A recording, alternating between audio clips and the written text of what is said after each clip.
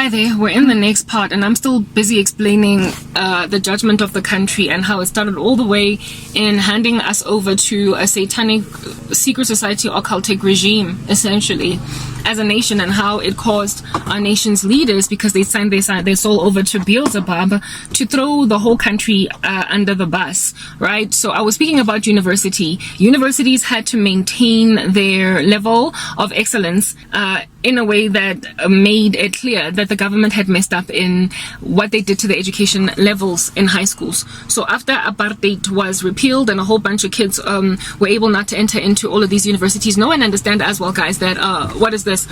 We understand that when there are more students in universities, because of just the sheer numbers, there will also be likely a reduction in the pass rate, and also the quality of passing, right? Because there are more people. When you add, it's the law of large numbers. When you add more and more people into a sample, it means it tends towards zero. It starts to tend towards zero. So, of course, when you bring then all the Indians and all the blacks and all the colors into the universities now, there will be less excellence in terms of pass rates because of the law of large numbers. It has nothing to do with the fact that Indian people are dumb, or black people are dumb, or colored people are dumb in comparison to the previously only white people that were able to attend these universities. It just suggests that individuals that historically could not enter into these universities have increased in number, and among them are, those who kind of struggle to push their day in school. So that's why the reduction happened. This is something that would be observed across the world. Anywhere where you would uproot a system that has got many barriers to entry, the moment you start to open those floodgates, the moment you start to open those doors, there will be a reduction in performance in that environment. Ecosystem, it's just, like I said, law of large numbers. Okay, cool beans and bananas, very well.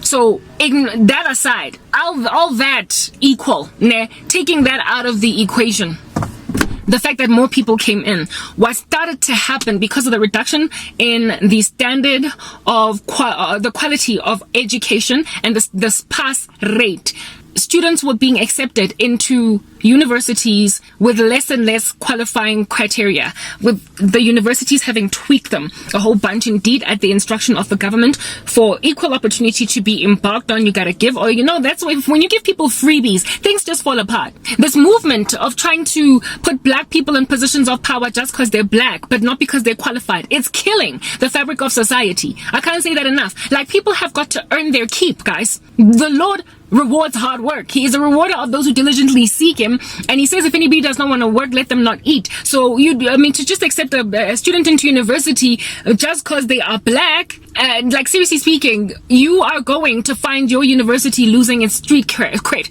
because of that.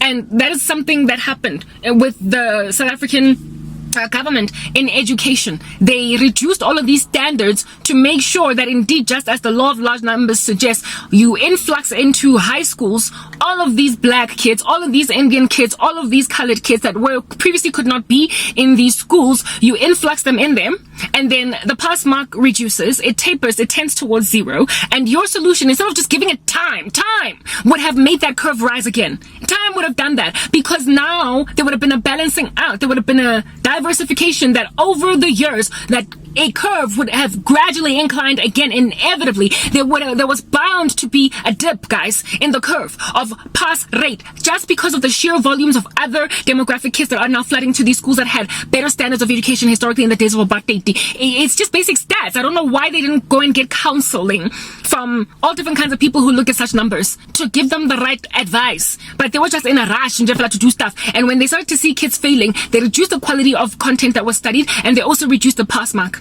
And they forced universities to also reduce their acceptance criteria, because you gotta give all the kids a chance.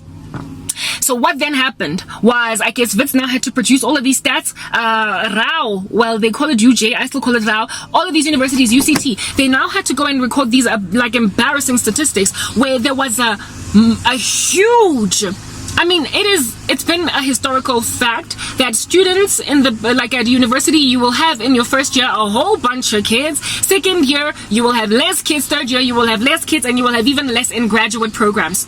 Okay, it's just been a way of life. A whole bunch of kids drop out because it's just what life does. Some people don't want to finish like university, but the rate of dropping out was so astronomical. When I was in first year, it's like it, guys, like at the beginning of the year, you could be sitting in a lecture hall where some kids are on the staircases.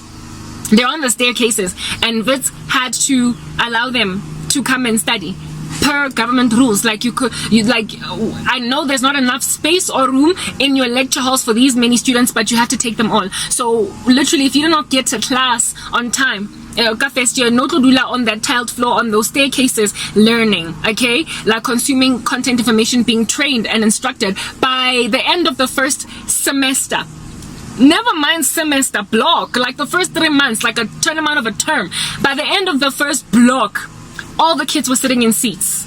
That is the dropout rate. That's the dropout rate. All the kids were sitting in seats, including those that were sitting in the overflows. Now they had a chair no matter how late they came to the lecture. By the end of the first semester, so 6 months had progressed. So in other words, when we came back the second semester beginning of it, some seats were empty. Some seats were empty in these lecture halls. By the end of the year, more so were they empty. Second year, you could count them comfortably at the beginning of class before your lecturer came in. Third year was embarrassing. It looked like graduate program. That was what happened. And the plunge in student retention from first year to second year to third year was a massive. I think it was like sitting in the double digits, where in the days of apartheid it was in the single numbers, like something around the lines of 8 to 10% of students would drop out by the within first year. But this time around it was a good like 50%, or it was hovering on almost 50%, like almost half the students would be gone by the end of first year. You know why? Because they were used to standard grade. Because they were used to passing 40%. Wits still to this day refuses to do universities. Higher learning institutions are not about that 40% business. You're not going to pass. If you get 48% in an exam, they'll give you an opportunity to write a supplementary exam. Not a supplementary, but it's called a supplementary, right? Where it is that you can strive to like pass anyway. If you get 48%, you have to get 48% to qualify for a supplementary. You can apply for one, but if you get 45%, you failed. You have to repeat the subject again. Pass mark is 50. It's half, like it always has been in South African education. Give 50, I was at 50 or 50. So they literally set the entire high school education force up for failure. They set all like high school students, unless they came from private school that is still passing kids at 50% minimum, you are setting them up to fail at university. And the level of knowledge and understanding and training and instruction in universities is yards upon yards higher than in high school. There is way more content, much more. The volume of work is loftier. And it's also harder. So if you don't train a child to study at university, if you don't train them how to pass at university still in high school, if you don't give them that, discipline early, they are going to, of course, fall flat on their noses when they get to university. So that's what happened. Like, the South African skills exodus is a big, fat, chunky problem in the land because graduates are hard to come by, few and far between, since there are so few kids actually getting to the end of university. Like, literally, the African diaspora is a massive challenge all across Africa because those few graduates that make it to the very end are even leaving to go and work in other countries. So unless you break past what it is that you were subjugated to the tyranny of in high school, unless you overcome what high school did to you, the indoctrination of 40% or 38%, and pass anyway when you get to first year, like literally push past it, realize that they messed you up in high school, so you gotta fix yourself now. Unless you have that kind of discipline as a kid, you're just not gonna make it to the other side. And also another issue with universities is that failure rates were also very high. In the sense that kids were feeling like, yes, like guys, as in like in Wits, especially multiple choice, you can get a negative mark. You can literally fail with -2%, like -3, -7%, because of the fact that you were negatively marked. Kids went from being used to comfortably gliding into 48% on their standard grade to getting like 2-3% on an account exam in first year. 2-3%. Kabang. I mean, that's the kind of stuff that's going to bust a cap in your knee. You're going to feel so disquieted, so disheartened. You're going to feel out of your mind when you get those kind of stats, so you're more likely then to throw in the towel and give up. It's not that they're dumb, it's that they've been trained to be lazy with this reduction of standards. Now, that is what happened to universities, but we're going to go back briefly now into what continued to happen after I matriculated. These are my days. I'm telling you about my days. I don't currently have the stats of what's currently going on, but for universities, because I don't have anybody that I know in my life that, you know, is in universities right now to tell me what's going on in there. But I do have the knowledge, the body of understanding that I gathered for myself with my little sister when she was still in high school. Next part.